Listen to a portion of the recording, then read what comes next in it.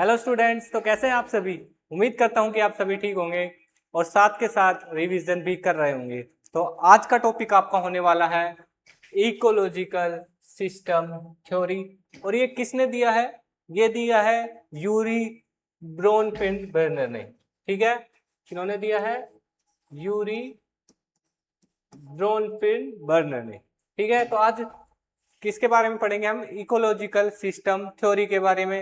Understanding the natural environment that shape child development. इस theory में क्या बताया गया है कि कैसे चाइल्ड डेवलपमेंट शेप की जाती है, किसके द्वारा? इन्वायरमेंट के द्वारा। तो आइए पढ़ते हैं। Development require context. तो इसमें क्या है? We can not understand a child development in isolation. क्या कि बच्चे को अकेला रखकर हम क्या नहीं सीख सकते?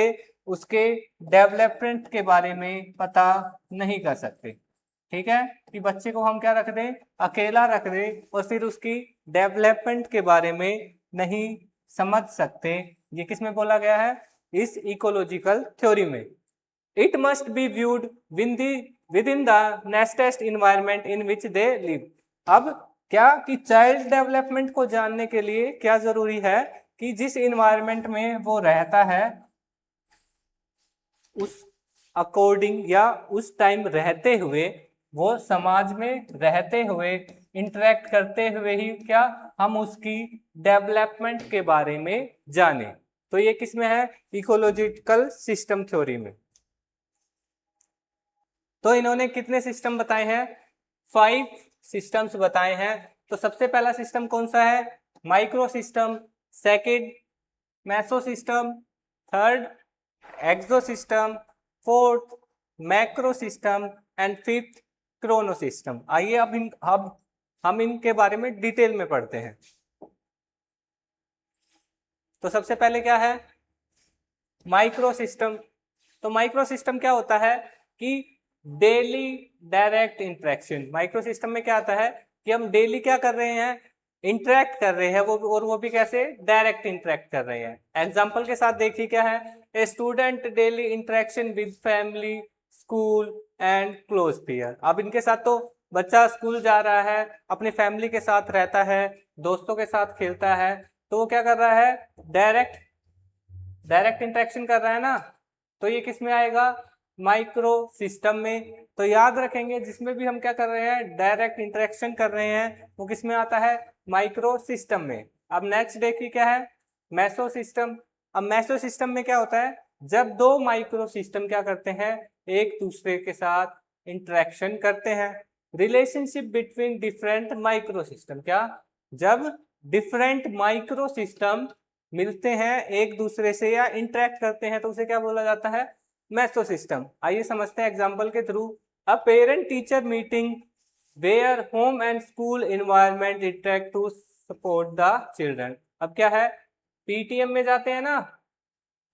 पीटीएम में जब रिजल्ट आता है बच्चों का, तो पीटीएम करवाई जाती है। तो पीटीएम में क्या होता है? पेरेंट्स भी मिलते हैं और टीचर्स भी मिलते हैं। अब टीचर्स कहाँ है? स्कूल में। तो स्कूल भी क्या है? एक मैसो सिस्टम है, माइक्रो सिस्टम है, जिसमें बच्चा क्या कर रहा है? टीचर्स के साथ इंटरेक्ट कर रहा है। और फैमिली में कौन होते हैं? पेरेंट्स होते हैं। तो बच्चा फैमिली के साथ भी क्या करता है? इंटरेक्ट करता है। तो एक ये मैक्रो सिस्टम हो गया, सॉरी क्या हो गया? ये एक माइक्रो सिस्टम हो गया। और टीचर भी क्या हो गया? एक माइक्रो सिस्टम। ठीक है, पेरेंट्स किससे रिलेटेड हो गया? फैमिली से। और ये टीचर्स किससे रिलेटेड हो गया? स्कूल से। तो ये दो माइक्रो सिस्टम क्या कर रहे हैं? एक दूसरे में पीटीएम के दौरान क्या कर रहे हैं? इंटरेक्ट कर रहे हैं। तो इस ये पीटीएम क्या बोली जाएगी? मैसो सिस्टम। क्या बोली जाएगी? मैसो सिस्टम। अब अगला देखेंगे, एक्सो सिस्टम। अब एक्सो सिस्टम क्या होता है? Environment that influence the child indirectly. क्या? जब इन्वायरमेंट क्या करे? इन्फ्लुएंस करे, प्रभावित करे क्या? बच्चे को। वो भी कैसे? इनडायरेक्टली। इन्वायरमेंट क्या डाल रहा है? बच्चे पे इफेक्ट डाल रहा है, और वो भी क्या कर रहा है? इनडायरेक्टली इफेक्ट डाल रहा है। अब एग्जांपल के साथ देखिए क्या है? A parent gets a promotion और new work hours changing the time they can spend with the child. अब क्या है कि उसके बच्चे के पेरेंट्स के क्या, या तो उसका ट्रांसफर हो गया कहीं, ठीक है, या फिर क्या उसके वर्किंग आवर्स बढ़ा दिए गए काम पर, या उसकी शिफ्ट चेंज हो गई। तो क्या हुआ, बच्चे के साथ जो उसका खेलने का टाइम था पेरेंट्स का, वो क्या हो गया, चेंज हो गया या कम हो गया, ठीक है। तो उसका क्या बच्चे पर प्रभाव पड़ेगा ना उस चीज का, तो उसे क्या बोला जाएगा, एक्सो सिस्टम, जिसमें क्या इनडायरेक्टली प्रभाव पड़ता है किस पे, बच्चे पर। अब देखिए मैक्रो सिस्टम क्या होता है, the societal blueprint, culture, values, laws and custom, क्या, जिसमें सोसाइटी के ब्लूप्रिंट्स की वजह से, जैसे कि उसके कल्चर की वजह से, या उनकी वैल्यूज की वजह से, सोसाइटी की लॉज के वजह से, या कस्टम्स के रीति रिवाजों की वजह से क्या बच्चे पे इफेक्ट पड़े। अब एग्जाम्पल देखिए, एग्जाम्पल क्या है, national laws regarding child education or the culture importance placed on academic success, क्या जो लॉज बनाए गए हैं किससे रिलेटेड, चिल्ड्रन की एजुकेशन से रिलेटेड, वो क्या करेंगे, इफेक्ट डालेंगे किस पे, चाइल्ड डेवलपमेंट पे, ठीक है। तो ये क्या कर रहा है कि हमारे क्या कल्चर वैल्यूज या जो लॉज है या जो कस्टम है, रीति रिवाज है, वो क्या कर रहा है, बच्चे की डेवलपमेंट पे क्या करता है, इफेक्ट करता है। तो वो किस में आएगा, मैक्रो सिस्टम में। अब लास्ट देखेंगे कौन सा है, फिफ्थ कौन सा है, क्रोनो सिस्टम। अब इसमें क्या होता है, the dimension of time, life transition and historical events diametrically alter all other static system. अब इसमें क्या है कि जो हिस्टोरिकल इवेंट्स हैं, क्या जो हिस्टोरिकल इवेंट्स हैं, जो बड़ी घटनाएं हैं, उनकी वजह से क्या बच्चे के चाइल्ड डेवलपमेंट पर क्या पड़े, फर्क पड़े। तो उसमें कौन आएगा, कौन से आएंगे, वो कौन सा सिस्टम होगा, क्रोनो सिस्टम। एग्जाम्पल के साथ देखिए, अब real world example, how a child development is fundamental affected by living through a historical event like a pandemic और a major life transition like moving to a new city.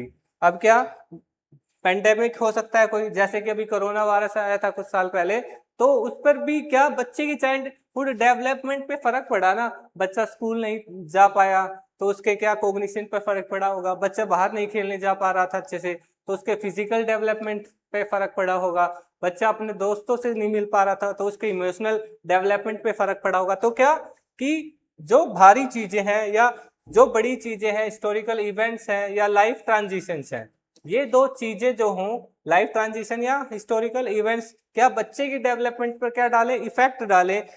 अब life transition क्या हो सकता है कि वो क्या हुआ कि बच्चा 10 सालों से कहाँ रह रहा था, दिल्ली में रह रहा था, और उसका ट्रांसफर या उसके पेरेंट्स के ट्रांसफर की वजह से उसे कहीं क्या गांव में रहने के लिए जाना पड़ा, तो उसके डेवलपमेंट पे फर्क पड़ेगा ना, क्योंकि सिटीज में जो सुविधाएं प्राप्त हैं वो क्या टाउन में नहीं होंगी।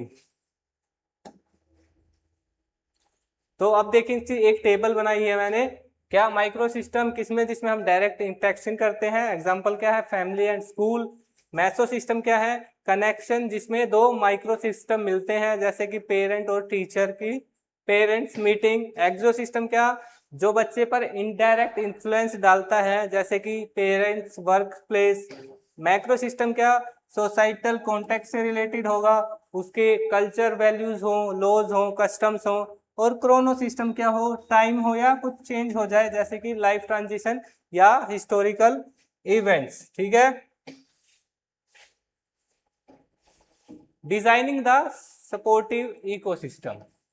अब देखिए इसमें दो चीजें आएंगी, होलिस्टिक डेवलपमेंट और कोलैबोरेटिव सपोर्ट। अब होलिस्टिक डेवलपमेंट तो आप सभी को पता होगा, a child classroom behavior is never isolated, it is driven by external factors like family dynamics and community events।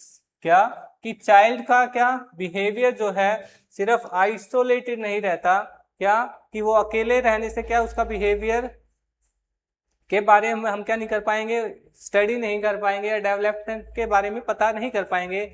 वो क्या उसके एक्सटर्नल फैक्टर जैसे कि फैमिली हो गए या कम्युनिटी इवेंट्स हो गए, उस पर भी क्या उनका भी क्या डलेगा, उस पर प्रभाव डलता है, या उनके अकॉर्डिंग ही हम क्या उसके डेवलपमेंट का पता कर सकते हैं या डेवलपमेंट का ग्रोथ होएगा। ठीक है, अकेले रहकर क्या नहीं होगा, डेवलपमेंट नहीं होगा। कोलैबोरेटिव सपोर्ट क्या है, schools must actively partner with parents and the broader community to weave a unified supportive network for the child. क्या कि स्कूल्स को और किसको मिलकर, पेरेंट्स को मिलकर क्या करना चाहिए, कोलैबोरेटिव सपोर्ट करना चाहिए, जिससे क्या हो सके, बच्चे को सपोर्ट मिले और डेवलपमेंट अच्छे से हो। सो आज का टॉपिक इतना ही। वीडियो अच्छी लगी हो तो लाइक करें, सब्सक्राइब करें, कुछ समझ में नहीं आया हो तो कमेंट करें। मिलते हैं नेक्स्ट क्लास में। Thank you.